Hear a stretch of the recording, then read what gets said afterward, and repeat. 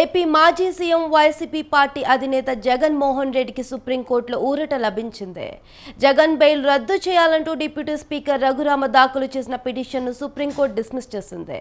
దీంతో ఈ పిటిషన్పై గత కొంతకాలంగా కొనసాగుతున్న సస్పెన్స్ వీడింది. నేడు రఘురామ పిటిషన్పై ధర్మాసనం కీలక నిర్ణయం వెల్లడించింది. ఈ క్రమంలో కీలక వ్యాఖ్యలు చేసింది న్యాయస్థానం.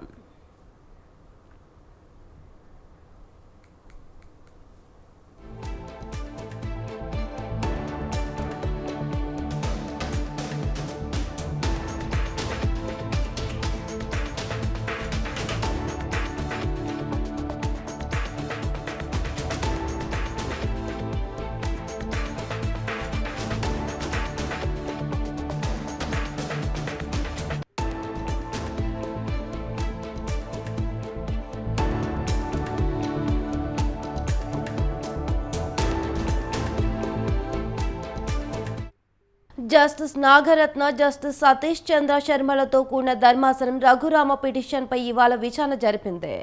జగన్ బెయిల్ రద్దుకు కారణాలేవీ లేవని, కాబట్టి రద్దు చేయాల్సిన అవసరం లేదని సుప్రీంకోర్టు పేర్కొంది.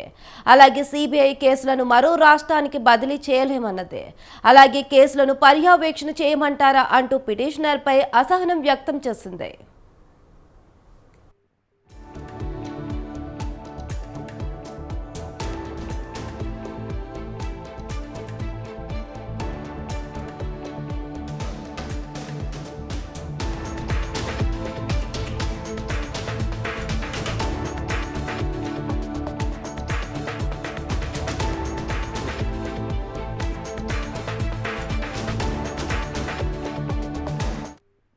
ఒకానొక తరుణంలో పిటిషన్ను డిస్మిస్ చేస్తామని పిటిషనర్ను సుప్రీంకోర్టు హెచ్చరించింది. దీంతో పిటిషన్ను వెనక్కి తీసుకుంటామని రఘురామ తరపు న్యాయవాది బాలాజీ సుబ్రహ్మణ్యం కోర్టుకు తెలిపారు. జగన్ బెయిల్ రద్దు, కేసుల ట్రయల్ విచారణ ధర్మాసనం మార్పు చేయాలని రఘురామకృష్ణరాజు సుప్రీంకోర్టులో ఓ పిటిషన్ వేశారు. గతంలో ఈ పిటిషన్ను జస్టిస్ అభయ్ ఎస్ ఓకా, జస్టిస్ పంకజ్ మిత్తల్ ధర్మాసనం విచారించగా, ఆ తర్వాత జస్టిస్ బివి నాగరత్న, జస్టిస్ సతీష్ చంద్ర శర్మ ధర్మాసనం ముందుకెళ్లింది.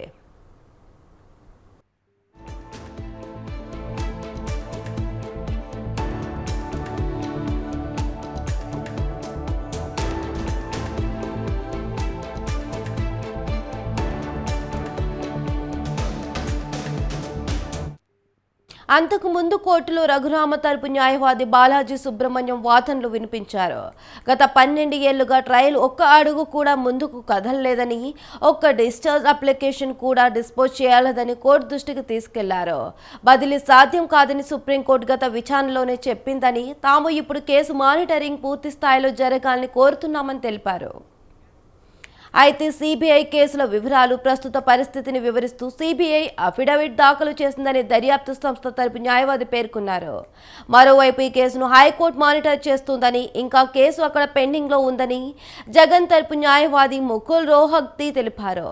అన్ని వైపుల వాదనలు విన్న ద్విసభ్య ధర్మాసనం చివరకు రఘురామ పిటిషన్ను డిస్మిస్ చేస్తూ నేడు తీర్పు ఇచ్చింది.